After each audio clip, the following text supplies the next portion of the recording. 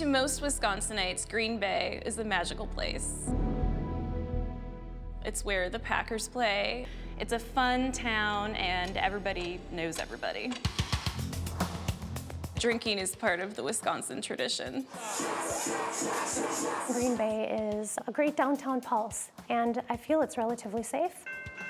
Nobody would ever think that something like this would happen in our community. Continuing coverage tonight of a death investigation in the village of Bellevue. When I had gotten the news, I just shook. I just shook. There is police activity in the field. I was a good friend of Nicole Vanderheiden's. She was my neighbor. We watched each other's kids. She just was a ball of fire. Nicole Vanderheiden was 31 years old. She was living with her boyfriend, Doug Dietrich, and they had just had a baby together. It was Friday, May 20th of 2016. Doug and Nicole decided to go out that night. This was an opportunity for them to go out and have a great time. The night didn't end in a great time. It ended in a nightmare. Nikki walked off into the darkness that night. She just walked off. She vanished. That was the last anyone saw of her.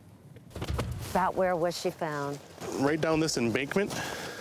When we arrived on scene on this one, we kind of knew right away it was probably going to be different. So at the scene, that was the most apparent thing, is the trauma to the left side of the face. When you came here, there was no way to identify her. You had no idea who she was?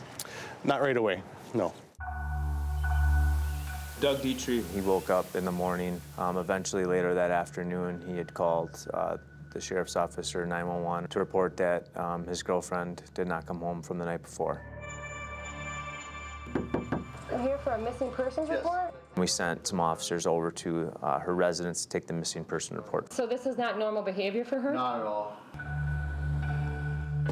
And this is where Nicole was living? Correct. And you believe that she was killed here? Correct. Across the street, in the roadway, a large quantity of blood that was determined to be Nicole's. Everything's pointing to Doug Dietrich's. Yeah, so then Monday night. Right now, I'm going to be taking you into custody. We felt we had probable cause to arrest Doug Dietrich. I'm a decent guy. Okay, I'm a decent guy too. And I get that, I'm sure you are.